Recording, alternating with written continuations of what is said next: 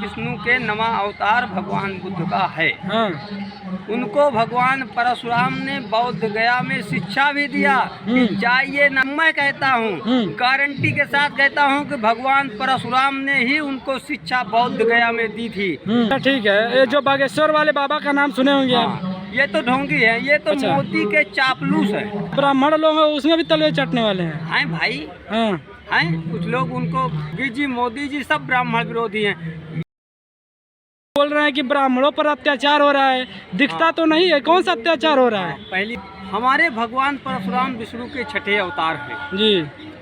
विष्णु तो राम के अवतार है, परशुराम तो ब्राह्मण थे। विष्णु भगवान के अवतार राम भी हैं, परशुराम भी हैं। वो छठे अवतार हैं। हाँ। राम जी सातवें अवतार हैं। तो फिर दोनों आपस में लड़ क्यों गए? तो लड़ गए, लेकिन सबका कार्य क्षेत्र अलग अलग था। दोनों एक ही अवतार लड़ जाएंगे? एक बात आपको संक्षिप्त बताता हूँ कि ब्राह्मण परिवार में सत्यनारायण भगवान की कथा को क्यों नहीं कहते हैं? हाँ। ये क्षत्रियों के डर और दक्षिणा का लालच है। हाँ। जो भगवान परशुराम की 7 दिवसीय कथा नहीं कही जाती है। हाँ। और इसी का परिणाम है कि सरकार हमारी बातों को अनसुना कर दे रही है। हाँ। क्योंकि ब्राह्मणों के लिए कहा गया है, एक कहावत बनी है कि घर के देव ललाएं बहरुआसी पूजा मांगे। लेकिन आप जो बोल रहे हैं, हाँ। आप मूर्ति बनाने के लिए यहाँ पर आए हैं कि यहाँ पे जो ब्राह्मणों पर अत्याचार हो रहा है उसके खिलाफ? ब्राह्मण का अत्याचार हो रहा है। कहाँ हो रहा है? यही तो पूछना चाहते हैं। सरकार सुन नहीं रही है। कहाँ हो रहा है अत्याचार? वही तो हम पूछ रहे हैं, बताइए तो। अत्याचार बता रहे हैं। ब्राह्मण की आवाज पर भगवान परशुराम का मंदिर नहीं बनवाया जा रहा है। हाँ। गौ रक्षा, जो गौ माता को हम राष्ट्रीय माता तो आप मानने उत्तर के लिए प्रदेश से तैयार आते हैं? हाँ, उत्तर तो प्रदेश। योगी जी राम की मूर्ति बनवा रहे हैं, परशुराम की क्यों नहीं बनवा रहे हैं? हाँ, तो यही प्रश्न तो हमारा है। हाँ। उसको क्यों नहीं पूरा करते? योगी राज में क्यों नहीं पूरा होता? मोदी राज में क्यों नहीं होता है? हाँ। ये सब ब्राह्मणों के ऊपर अत्याचार कर रही है सरकार। योगी जी ब्राह्मण विरोधी हैं? योगी जी, मोदी जी सब ब्राह्मण विरोधी हैं। योगी जी की मैं बात बता देना चाहता हूँ। हाँ। कि जब ब्राह्मण 5 बिस्सा जमीन कब्जा करती है सरकारी, हाँ। तब उनका बुलडोजर ब्राह्मणों को के मकान पर बुलडोजर लेकर पहुंच जाता है।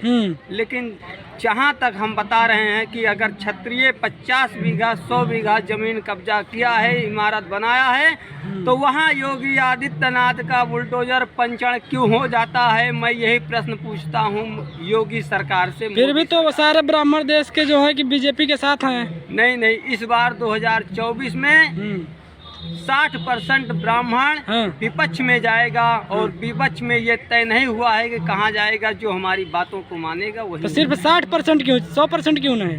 100% अभी कुछ लोग हैं जो तलवा चाटने वाले हैं। उनको हम नहीं कह सकते हैं। उनको धीरे धीरे लाया जा रहा है। जो ब्राह्मण लोग हैं उसमें भी तलवे चाटने वाले हैं। हैं भाई, हैं कुछ लोग उनको मान चुके हैं। अच्छा। लेकिन वो अपने ऊपर घात स्वयं करवा रहे। तो क्या जब कांग्रेस विपक्ष की सरकार आ जाएगी तो आपको उम्मीद है कि परशुराम की मूर्ति बनेगी? क्यों? पंडित हैं, नेहरू जी पंडित थे। हाँ। और राहुल जी भी पंडित हैं, लेकिन एक्सीडेंटल पंडित हैं। हाँ। उनकी माता, जो दादी माता हैं, वो फिरोज गांधी के यहाँ बैठ गई। तो कैसा ब्राह्मण परिवार? तो फिरोज गांधी क्या थे? वो मुस्लिम थे। फिरोज गांधी मुस्लिम थे? कौन थे? वो तो पारसी थे। फारसी थे। पारसी क्या होता है? अपने भगवान परशुराम की 7 दिवसीय कथा करता हूँ। सत्यनारायण भगवान की असली कथा कहता हूँ मैं। इसी का प्रचार। अरे सत्यनारायण भगवान तो विष्णु के अवतार है, परशुराम जी ब्राह्मण थे। हाँ, तो उन्हीं का तो अंश है भगवान परशुराम जी। तभी तो चित्रण उनका होता है सत्यनारायण भगवान की कथा में। लेकिन ब्राह्मण लोग करते ही नहीं है। खाली उनके नाम से राजनीति करने के लिए आते हैं ब्राह्मण। उनकी पूजा पाठ नहीं करते हैं, इसीलिए सरकार भी नहीं सुनती है। सनातन धर्म में गाय के दूध का, घी का, दही का ही चन्ना मृत बनाया जाता है। तो इसीलिए उस गाय की दूध, दही, गाय को चन्ना मृत बनाया जाता है। तो हम गाय को वो तो चन्ना मृत हम लोग भैंस के दूध का भी बना सकते हैं, बकरी के दूध का भी बना सकते हैं। मान्य नहीं है शास्त्रों में। ये हमारे कौन से शास्त्र में?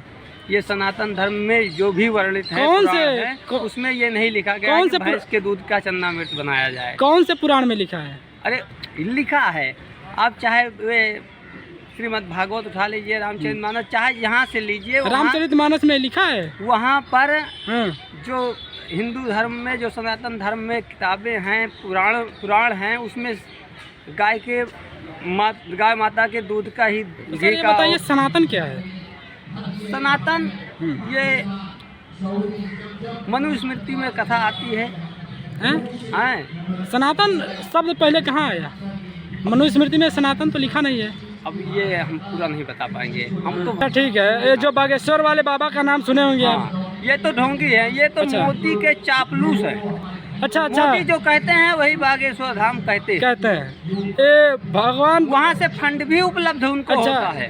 ये ब्राह्मण है फिर भी राम को मानते हैं, लेकिन परशुराम का नाम नहीं लेते हैं। नहीं लेते हैं। यही तो मैं ब्राह्मण समाज से कहना चाहता हूँ भाई साहब, अगर आप असली मीडिया कर्मी हैं, गोदी मीडिया नहीं है, तो मेरी आवाज को पूरे विश्व में फैलाइए कि सत्य नारायण का मतलब क्या है। सत्य का मतलब है भगवान का रूप जो धरती पर अजर और अमर है, वही सत्य है।